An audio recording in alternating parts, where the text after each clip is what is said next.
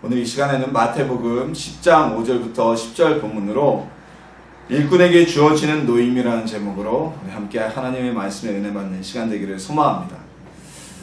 최저임금이라는 게 있습니다. 뉴스를 통해서도 많이 들으셨겠지만 이 최저임금은요, 노동자가 사용자로부터 고용주로부터 받을 수 있는 노임의 최저한선을 국가에서 법으로 보증하는 금액입니다. 이 금액 이상, 아무리 하찮은 일, 아무리 쉬운 일을 시키더라도 이 금액 이상의 임금은 꼭 보장해줘야 된다 라고 정한 게 바로 최저임금입니다. 이 최저임금은 노동자에게 주어져야 될 최소한의 금액이고요, 어떤 노동을 하든지 간에 이 금액 이상의 임금을 고용주는 지불해야만 합니다. 만약에 이 최저임금을 지불하지 않으면 벌금도 물게 되고요, 그에 해당하는 차액만큼의 또한 임금도 지불해야 되죠. 이 최저임금이 정해질 때마다 항상 이제 이슈가 됐잖아요. 우리나라 노사정 협의체에서 노가 빠져나가든지 사측에도 옛날에는 사측에서도 참여 안 한 적도 있고, 우리나라의 최저임금이 좀 문제가 있죠. 왜냐하면 우리나라 최저임금이 굉장히 낮은 편입니다. 낮은 편이고, 또 하나의 그 임금이 낮다는 것보다 더 심각한 문제는 무엇이냐면, 우리나라에서는 이 최저임금을 적용하는 사업주가 굉장히 많다는 거예요. 고용주가. 그러니까 최저임금이 이 이하로 임금을 주면 안 된다는 하한선인데, 많은 업주들이 임금을 책정할 때 이 최저임금을 기준으로 책정한다는 게 문제가 되죠. 다른 나라, 소위 OECD 가입국이라고 우리나라도 이제 선진국이라고 하는데요, 다른 선진국에서는 최저임금의 수준도 우리나라보다 높을 뿐만 아니라 또한 그 나라에서는 임금을 줄 때 기준점을 최저임금으로 잡고서 주는 기업들이 많지 않다고 합니다. 그래서 자연히 최저임금이 있으나 없으나 무의미하지만, 우리나라는 임금의 출발점이 최저임금이 되다 보니까 굉장히 어떻게 보면 노동자들이 낮은 임금으로 어떤 자신의 노동력의 대가를 받는 빌미가 될 수도 있고요. 그리고 심지어는 편의점이라거나 PC방 같은 곳에서 아르바이트를 하는 분들은 이 인턴십이니 무슨 기간이니 해서 이 최저임금조차도 받지 못하는 경우가 허다하죠. 법적으로도 3개월 동안의 수습기간은 최저임금을 다 지급하지 않아도 된다는 그런 조항이 있기 때문에 참 그게 참 안타까운 현실입니다. 자, 그런데 우리 하나님은 어떠셨을까요? 우리 하나님께서는 이 임금의 부분에 대해서, 노임에 대해서는 굉장히 정확하고 올바른 지급이, 가난한 자들에게, 일하는 자에게 불이익이 없기를 원하셨던 하나님이십니다. 먼저는요, 하나님께서 당신을 위해서 일하던 제사장들, 그 제사장들 또한 선지자들과 같이 하나님을 위해 일하는 사람들에게 대해선 하나님이 생계를 보장해 주셨습니다. 자, 어떤 방식이 있었을까요? 구약시대에는 누가 있습니까? 대표적으로 하나님께 일하는 사람들은 레위인 중에서도 제사장들. 이 제사장들은 아론의 지파인데요, 그러니까 레위 족속 안에도 여러 분파가 있을 거 아니에요. 예를 들어서 제가 영민씨지만, 제가 영민씨 안에서도 여러 파가 있는데, 제가 이방공파 하거든요. 경주 김씨에서는 무슨 파 있듯이, 이 레위라는 지파 속에 그 안에도 또 여러 분파가 있는데, 아론의 분파만이 제사장직을 세습할 수 있었습니다. 그 밖에 레위인들은 하나님을 위해서 헌신을 했지만 그들은 순번제로 돌아가면서 성전에서 봉사를 했고요. 이 제사장들은 순번제가 아니라 항상 성전에서 하나님을 위해 일을 했던, 다른 일을 전혀 하지 않았던 사람들입니다. 근데 이 레위인들은 다른 걸로 살 수가 없었어요. 이들은 오직 제사장들은 이스라엘 민족이 드리는 제물과 그리고 11조로 생계를 유지하였습니다. 자, 제사장들은요, 하나님께서 주신 율례에 따라서 그들은 자신들이 먹을 농사를 짓거나 주식으로, 또한 주 수입원을 위해서 양을 치는 등의 생계를 위한 투자를 허락되지 않았습니다. 그러니까 제사장 일할 때, 그리고 자기네가 비번일 때 나가서 다른 일에서 돈을 번다, 생계를 유지한다, 이게 허락되지 않았기 때문에 하나님께서는 이스라엘 백성들 가운데서 그들이 하나님께 드리는 제물, 그리고 그들이 드리는 11조가 제사장들이 먹고 살 수 있는 생계의 수단이 되게 하셔서 그들이 굶는 일이 없도록 생계를 보장해 주셨던 것입니다. 또한 선지자들도 마찬가지입니다. 우리가 잘 알잖아요. 사무엘이나 엘리야나 엘리사나 후대에 가게 되면 뭐 이사야나 예레미야나 이런 선지자들도요 되게 생계를 위해서 다른 직업을 갖고 있지 않았습니다. 자, 예를 들어서 엘리사는 원래 직업이 농부였어요. 우리 성경에 처음 등장할 때 엘리사가 소 2마리에다가 이렇게 2마리를 한 조로 이뤄가지고 밭을 갈고 있었습니다. 소 2마리에 연결해서 밭을 갈 정도면 많은 성경학자들은 굉장히 이 엘리사가 부자였을 것이다, 대능이었을 것이다 라고 얘기를 하거든요. 근데 이 대능이었던 엘리사도 엘리야를 만난 직후에 자신이 농사짓던 그 소를 잡아서 하나님께 제사를 드리고 그리고 농사를 중단하고 선지자의 일을 시작합니다. 자, 엘리야나 엘리사나 사무엘이나 우리가 잘 아는 이 선지자들은요 하나님의 말씀을 이스라엘에게 전달하는 일 외에는 다른 직업을 가진 적이 없어요. 성경에 기록된 적이 없어요. 다른 일을 한 적도 없고. 그러나 하나님께서는 이 선지자들이 굶어 죽는 일은 없게 만드셨습니다. 이들이 핍박을 받아서 이사야 선지자처럼 톱으로 허리가 켜서 죽거나 순교를 당하는 일이 있어도 생기 유지가 곤란해서 죽는 법은 없었습니다. 자, 엘리야를 볼까요? 엘리야 같은 경우는요 우리가 잘 알죠. 하나님께서 아합왕의 범죄로 인해서 이스라엘의 범죄로 인해서 그 땅에 3년 6개월 동안 비가 내리지 않는 대기근을 내리셨습니다. 이 영향은 이스라엘뿐만이 아니라 인접해 있었던 시돈 지방까지 똑같이 그 기근의 영향을 받았는데요. 그동안에 하나님께서는 엘리야를 어떻게 살리셨습니까? 엘리야가 그리 시내가에 있을 때는 까마귀를 통해서 하루에 꼬박꼬박 빵과 고기를 물어다 주게 하셨고, 또 하나님께서는 그곳을 떠나서 사르밧에 있는 여인, 사르밧 과부라고 우리가 말하는 그 여인의 집에 가서 그 여인의 곡식통에서 또한 기름병에서 곡식가루가 또한 기름이 끊어지지 않고 계속 나오는, 계속 리필되는 기적으로 한 끼의 굶주림도 없이 배불리 먹고 살 수 있도록 하셨던 것입니다. 이때 주변의 모든 사람들은 굶었어요. 장사하던 사람들도 굶주렸고 부자들도 굶주렸고 농사짓는 사람들도 굶주렸지만 하나님께서는 하나님의 일을 하던 엘리야를 굶게 두지 않으셨던 것입니다.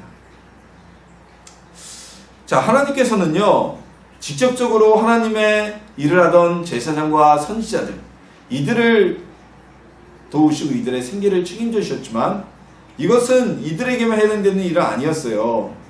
자, 하나님께서는요 구약 시대부터 늘 일꾼들에게 정당한 노임을, 정당한 임금을 지불할 것을 말씀하셨습니다. 심지어 신명기 25장 4절에서는요 이런 말씀이 등장합니다. 제가 세번역 성경, 우리 개역개정판 성경으로는 조금 구절이 난해서 세번역 성경의 구절을 지금 읽어드리겠습니다.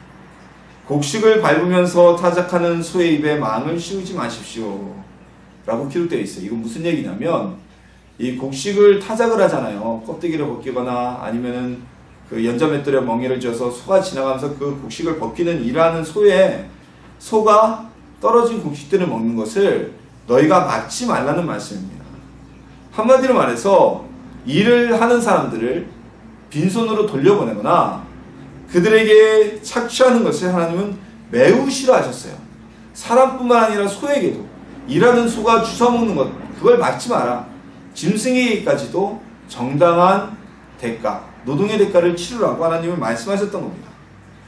자, 여기에는 진짜 하나님께서는 자신의 일을 행하는 제사장이나 선지자들, 또한 많은 이스라엘의 사람들 뿐만 아니라 일반인 그리고 짐승에게까지 하나님께서는 모든 사람에게 정당한 노동의 대가를 지불하라고 말씀하고 계신 것입니다. 자, 우리 성도님들도 누군가의 고용주가 될 수가 있습니다. 그렇죠? 그리고 앞으로 많은 사람을 고용하는 입장이 될 수도 있습니다. 그렇다면 정당한 임금을 주고 사람을 고용하는 것, 노동의 대가를 치르는 것, 정당한 노동의 대가를 치르는 것, 이것이 하나님의 뜻임을 기억하시길 바랍니다. 교회 와서 헌금을 많이 하고 봉사를 많이 하는 것만 하나님이 기뻐하시는 게 아닙니다. 하나님께서 원하시는 삶의 질서, 세상의 질서를 지키는 것 역시 하나님의 말씀에 순종하는 것입니다. 우리나라 같이 가진 것이 인적자원밖에 없는 나라의 경우에는 이 많은 기업이나 산업 구조가 그렇죠. 많은 기업이나 이런 곳에서 노동비, 즉 인건비를 줄여서 수익을 많이 남길 수밖에 없는 구조입니다. 왜냐하면 원자재 값은 다 수입이니까 정해져 있고요.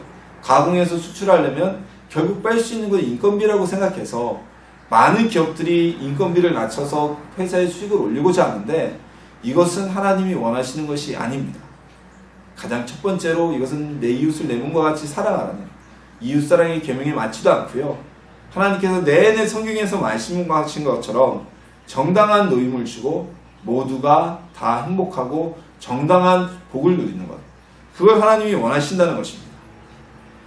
앞으로 하나님께서 복을 주셔서 우리 성도님들이 어떠한 고용주가 되고 어떠한 일을 할지 모릅니다. 그때에도 우리에게 고용된 분들에게, 우리의 일꾼들에게 정당한 노동의 대가를 지불하는, 그래서 하나님이 원하시는 정당한 소득 분배를 하시는 성도님들이 되기를 예수님의 이름으로 소망합니다. 자, 오늘 본문을 이제 살피면요, 오늘 본문은 예수님께서 12 제자에게 권능을 주시고 그들에게 병 고치는 능력과 귀신을 쫓는 능력, 이 능력을 주시고 그들을 파송하면서, 한마디로 요즘에 우리가 그 YM 같은 경우 특히 DTS 훈련 마지막에는 항상 이렇게 전도 여행을 가죠. 그것처럼 예수님이 제자들을 이제 파송하시는 거예요. 파송하시면서 그들에게 당부하시는 말씀이 오늘 우리가 함께 공독한 마태복음 10장 5절부터 10절 말씀입니다. 자, 이 말씀에는 예수님께서 제자들, 그러니까 많은 사람들이 아니었습니다. 수많은 사람들이 예수님을 따랐지만 그 중에서도 특별히 제자들에게 하신 말씀입니다. 이들이 병 고치는 능력, 귀신을 쫓아내는 능력, 그리고 이런 능력을 행하는 데 있어서 딱 세 가지, 내가 너희를 파송하는데 이 세 가지는 지키라고 세 가지 지침을 주세요. 자, 그 첫 번째가 무엇이냐면, 첫째, 다른 곳에 관심을 두지 말고 너희가 받은 이스라엘 민족에 대한 사명에만 집중하라고 예수님은 말씀하십니다. 오늘 본문에서 이렇게 말씀하시죠. 이방인의 길로도 가지 말고 사마리아인의 고을에도 들어가지 말고 오히려 이스라엘 집에 잃어버린 양에게로 가라. 자, 이방인의 길로 가서 이방인에게 복음을 전하려고 하지 말고, 사마리아 땅에 안 믿는 자들이 많다고 그곳에 가서 능력을 행하려고 하지 말고, 지금은 이 이스라엘 민족을 구원할 때니 이 민족에게만 집중해라. 너희의 사명은 이 유대인들을 구원하는 것이다. 그러니 다른 곳에 한눈을 팔지 말아라.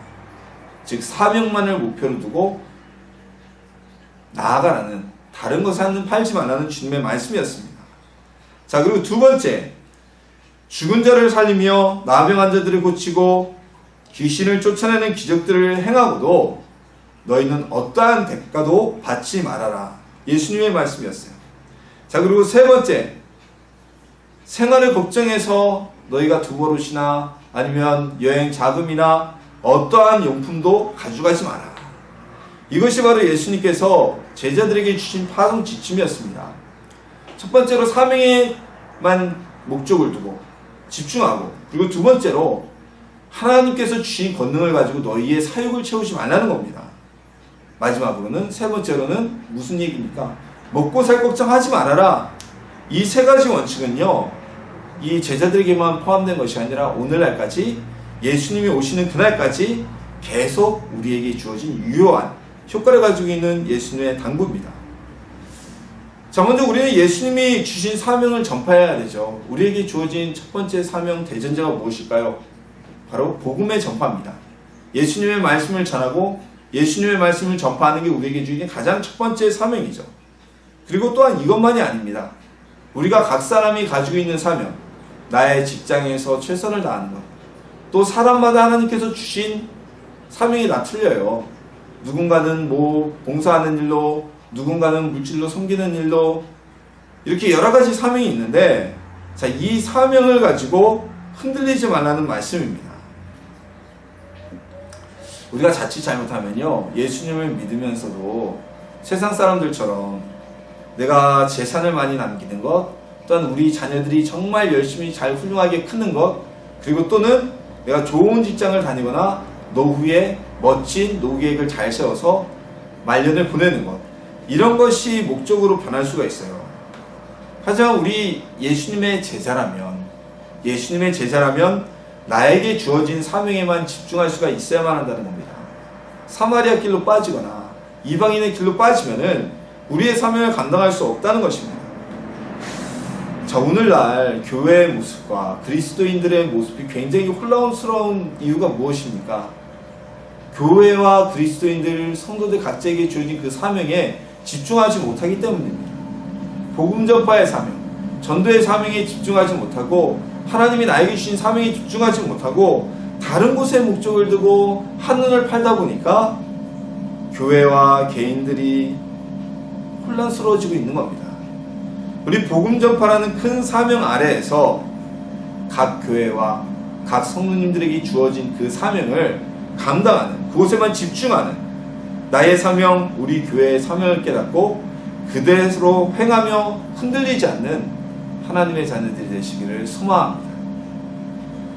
자, 두 번째로 예수님은 하나님께서 주신 권능을 개인의 영달을 위해서 사용하지 말라고 말씀하셨습니다. 자, 하나님의 은혜는 내 노력으로 받는 것이 아니죠. 하나님께서 우리에게 주시는 선물입니다. 근데 간혹가다 이 하나님께서 주신 권능을 자신의 사리사욕과 영달을 위해서 사용하는 사람들이 있습니다. 가끔가다 들리는데요. 기도해주고 또는 어느 교회 어느 곳에 가면 예언해주고 헌금을 강요하는, 헌금을 하라 그러는 분들이 있대요. 여러분, 혹시라도 그런 데는 가지도 말고 만약에 모르고 갔다 그러면도 발에 먼지라도 털고 나오십시오. 하나님이 주신 은혜를 가지고 돈을 받는 것 정작입니까, 자기들이? 오늘 예수님이 말씀하셨죠. 너희가 거저받았으니 거저받은 은혜이니 너희도 거저주라고 예수님이 말씀하셨습니다. 뭐 그런 분들 핑계는 많아요. 내가 그 헌금으로 우리 하나님의 일을 하려고 합니다. 이 헌금을 가지고 내가 쓰는 게 아니라 선교를 하고 기도원을 넓히고 수양관을 짓고 여러 핑계를 대는데요. 어디에도 하나님께서는 그 능력을 가지고 하나님의 선물을 가지고 돈을 벌 생각하지 말라고 하셨습니다. 그렇게 하라고 하신 구절이 없어요. 오히려 사도행전에 보면 마술사 시몬이, 돈을 많이 벌던 마술사 시몬이 베드로가 와서 권능을 행하는 모습을 보고 깜짝 놀랍니다. 그리고 그가 베드로에게 돈을 주면서 구하죠. 당신의 그 권능을 내가 이 돈을 줄 테니 나에게도 오게 해주십시오. 나에게 파십시오. 베드로가 분이 나서 그를 꾸짖죠. 그리고 그를 저주하게 됩니다. 오히려 하나님의 권능을 돈 주고 살려고 했던 자, 그 마술사가 왜 돈을 주고 하나님의 권능을 사려고 했을까요? 자신의 마술은 한계가 있었어요. 그런데 예수님의 능력 행함을 보고 그대로 자신이 하면 엄청난 돈을 벌 수 있다고 생각했기 때문에 많은 재산을 주고 많은 돈을 주고 베드로에게 그 권능을 사고자 했던 것입니다. 여러분, 하나님이 주신 은혜를 가지고 내 사리사욕을 채우는 것은 이건 사꾼입니다. 한 30년 전에 우리나라에서 굉장히 큰 능력을 행하셨던 은사 사역을 하셨던 분이 계십니다. 뭐 저도 이 들은 어떤 간증에 의한데요. 그분이 우리나라에서는 정말 그때 당시로는 굉장한 신유 사역자, 굉장한 능력자, 그리고 홀로 살면서 큰 재산의 부에 대한 어떤 욕심도 없고 이런 분이라고 알려져 있던 분이에요. 근데 이분이 어느 날 이분이 꿈을 꿨나요? 꿈을 꾸다가 꿈속에 환상을 봤는데 예수님을 만나게 됐다 그럽니다. 그래서 예수님께 주님 저 왔습니다. 그러니까 예수님이 등을 돌려 앉으시면서 나는 너를 모른다 그러시대요. 그래서 이분이 예수님 왜 모릅니까? 제가 주님의 능력을 통해서 예수님의 이름으로 병을 고친 사람이 몇 명이고 전도한 사람이 몇 명이고 구원한 사람이 몇 명인데 왜 저를 모르십니까? 예수님께서 너는 세상에서 받을 영광을, 여기서 받을 영광을 세상에서 다 받지 않았니? 나랑 무슨 상관이 있니? 라고 말씀하셨대요. 그래서 이분이 그 환상을 본 이후에 깨어나서 하나님께 회개를 하고 예수님께 회개를 하고 자신의 재산을 북한 선교회를 위해서 기부하셨는데 정말 어마어마한 재산을 기부를 했습니다. 이분이 북에서 내려오신 피난민 출신인데 빈몸으로 빈털터리를 내려왔거든요. 그러니까 자신은 하나님께 헌신하면서 당연하다고 생각했을지 몰라도 하나님의 권능을 통해 살면서 그만큼 많은 부와 재산을 축적할 수 있었다는 거죠. 그분은 회개하고 그 재산을 하나님 앞에 다시 드렸어요. 자, 우리가요 하나님이 주신 은혜를 가지고 기도하면서 병 고쳐주면서 대가를 받는 것, 이건 사꾼입니다. 주님은 절대 제자들에게 그렇게 하지 말라고 말씀하셨습니다. 우리 성도님들도 마찬가지입니다. 하나님께서 우리 성도님들에게 어떤 은사를 주실지 몰라요. 신의 은사를, 병 고치는 은사를 주실 수도 있고, 방언 통변의 은사를 주실 수도 있고, 그리고 예언의 은사를 주실 수도 있어요. 그러나 그거를 절대 개인의 사리사욕으로 해서 사용하지 마시기 바랍니다. 절대 그래서는 안 됩니다. 어떠한 대가도 받지 마십시오. 자, 그리고 마지막으로 예수님은 하나님의 일을 하는 사람들에게 생계를 걱정하지 말라고 말씀하셨어요.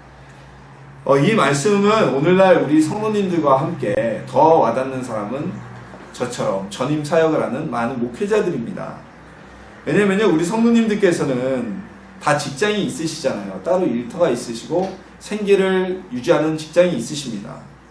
자, 그렇게 따지면 우리 목회자들은요, 교회가 우리의 일터이고 교회 하나님의 복음 전하고 말씀을 연구하는 게 우리의 일입니다. 그러나 우리는 생계를 위해서 목회자들은 다른 직업을 갖지 않습니다.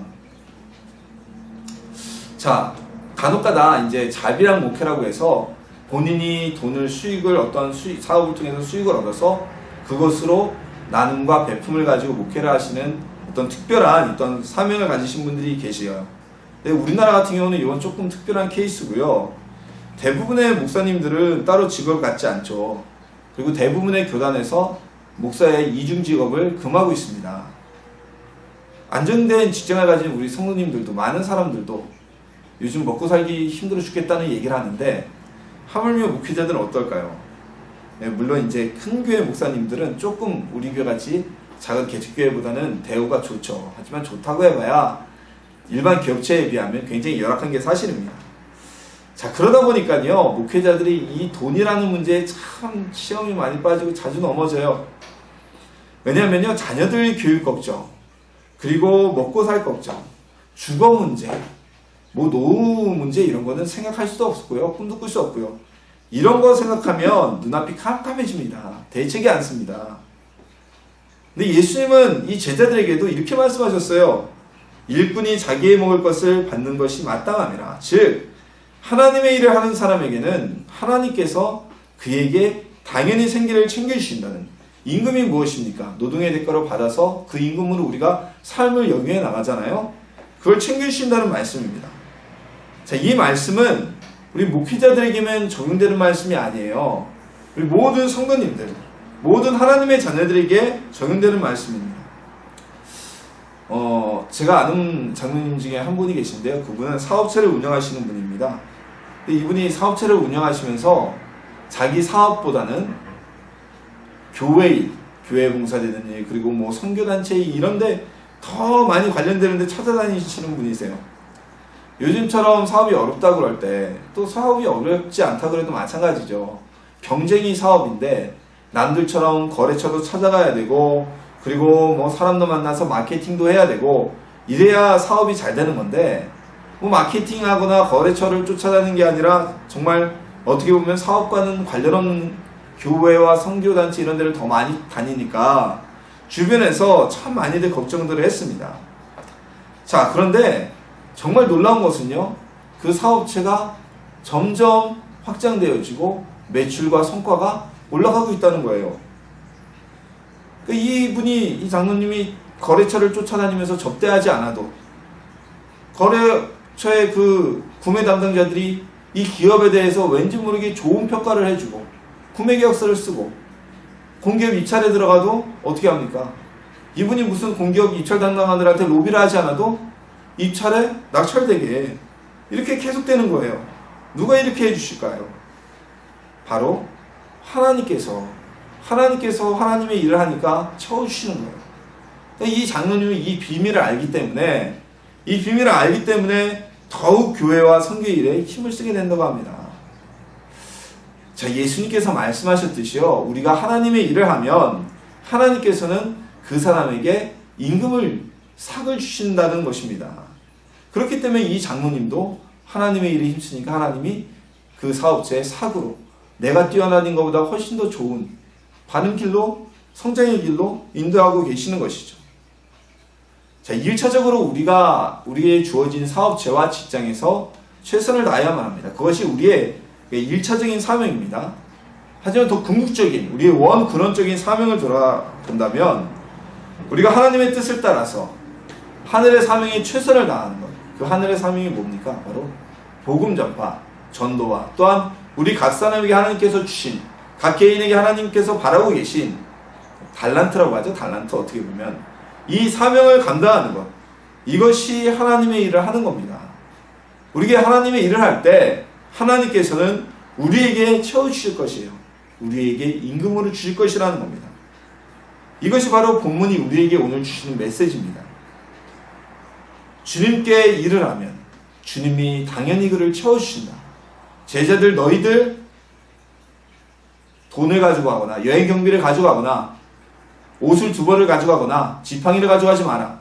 하나님께서 너희가 하나님 일을 행하니까 하나님이 너희를 채워주실 것이다. 이 말씀이 오늘 말씀의 메시지입니다. 우리 주님께서 우리에게 주신 사명을 감당해서요, 하나님께서 주시는 그 임금을 받아 누리고 하나님께서 주시는 그 노임을 받아서 누리는 하나님의 자녀들이 되기를 예수님의 이름으로 소망합니다. 자, 제자들을 예수님이 파송하시면서 그들에게 주신 것은 병 고치는 능력과 귀신 쫓아내는 권능이었습니다. 그리고 그들에게 말씀하셨습니다. 너희는 좌우로 눈을 돌리지 말고 내가 너희에게 준 그 사명의 목적점만 보고 달려가라. 그리고 또 하나 말씀하셨습니다. 제자들에게 너희가 이 여행을 위한, 이 전도 행적을 위한 어떠한 숙식에 대한 준비도 하지 말아라. 왜냐하면 너희를 통해서 하나님의 일하는 너희에게 하나님은 임금을 주시고 너희의 생계를 채워주실 것이다라고 말씀하셨죠. 그리고 이들이 더군다나 능력 행함으로 인해서 너희가 병 고치고 귀신을 누굴 쫓아내줬다고 해도 그것을 통해서 어떠한 대가도 받지 말라고 말씀하셨어요. 하나님께서 너희를 채우실 테니까. 그러면서 예수님이 오늘 본문의 마지막에 있는 말씀, 바로 이 말씀을 하시죠. 하나님의 일을 하는 사람이 하나님께서 주시는 노임을 받는 것은 마땅하다는 것입니다. 즉 사명을 위해서, 우리가 하나님의 사명을 위해서 하나님의 일을 하면 하나님이 우리의 먹고 사는 문제는 채워주실 것이라는 진리입니다. 우리는 늘 수학적인 계산을 합니다. 그렇죠? 그리고 예산을 세웁니다. 그리고 수익이 들어오지 않는다면, 그 예산이 채워지지 않는다면 일을 포기하게 됩니다. 하지만 오늘 본문은요, 하나님의 일을 하면 하나님께서는 채우실 것을 우리에게 약속해 주시는 말씀입니다. 하나님의 일은요, 우리가 경제적인 계산이나 논리로 하는 일이 아니에요. 하나님께서 채우실 것이라는 믿음이 없으면 시작할 수 없는 게 하나님의 일입니다. 끝이 뻔히 보이는데요. 어떻게 보면 수익이 나올 구조가 나오지 않는데요. 기업으로 말하면 수익 구조가 없는 기업을 하는 거예요. 하나님이 채우시지 않으면. 그러나 우리가 부족하면 임금을 주실 하나님께 당당히 구하라는 의미가 오늘 예수님께 말씀에 포함되어 있는 겁니다. 일은 하는 자에게 노임이 주어지는 것이 마땅하다는 것은, 자, 내가 일을 했어요. 내가 일을 했으면 나를 고용한 고용주한테 임금이 안 나면 나 임금 주셔. 내가 몇 시간 동안 일을 했는데 이거 월급 정산해 줘야 되는 거 아닙니까? 라고 당당하게 이야기할 수 있잖아요. 이거는 미안한 게 아니죠. 당연한 거죠. 단 이 조건은 우리가 하나님께 당당하게, 하나님 내 삶을 좀 채워주십시오, 우리의 교회 일에 채워주십시오, 재정을 채워주십시오, 이럴 수 있는 것은 주님의 사명을 감당할 때, 하나님께서 나에게 주신 사명을 위해서 일하고 달려나가 나갈 때 가능하다고 주어진 조건입니다. 내 개인적인 이익과 부를 위해서 하는 것은 무엇입니까? 그건 내 일이죠. 내일 하면서 하나님께 임금 달라 그러면 하나님이 주시겠어요? 우리 회사에서 일하지 않는 사람 월급을 왜 우리가 줍니까? 그 일에는 하나님의 노임을 줄 이유가 없는 것입니다. 우리 성도님들, 하나님의 일꾼이 되기를 소망합니다. 명의만 올라가 있는, 그 회사에도 2가지 종류의 직원이 있을 수가 있죠. 정말 매일 출근해서 일을 하는 직원이 있는 반면에 사원의 명부에만 올라가 있는 직원들이 있을 수 있어요. 대표적인 게 대기발령이라거나 그런 거죠. 이름은 올라가 있는데 일하러 안 나와요. 일을 하지 않으면 무노동 무임금이 원칙이죠. 물론 뭐 대기발령 같은 경우는 회사에서 발령을 낸 거니까 최소한의 기본급을 주지만 무단 결근이나 이런 거는 임금이 지불될 이유가 없어요. 우리 하나님의 일꾼이 되어서 충실한 일꾼이 되어서 하나님의 일과 사명을 감당하는 자가 되어서 하나님의 일에 충성하기를 소망합니다. 우리가 한눈을 팔지 않고 사명에 충실하다면 하나님께서는 모든 것을 채워주실 것이고 열심히 하는 사람에게는 보너스까지 상여금까지 더하셔서 그의 삶에 걱정이 없도록 그가 하는 사명에 걱정이 없도록 그 교회의 재정에 풍성하도록 하나님이 채우실 줄 믿습니다. 그것이 바로 오늘 말씀에 기록되어진 약속입니다. 우리 주님의 채우심을 믿고 그 채우심을 얻는 하나님의 일을 해서 하나님이 주시는 그 노임을 받아 누리는 하늘나라 백성이 되기를 예수님의 이름으로 축원합니다.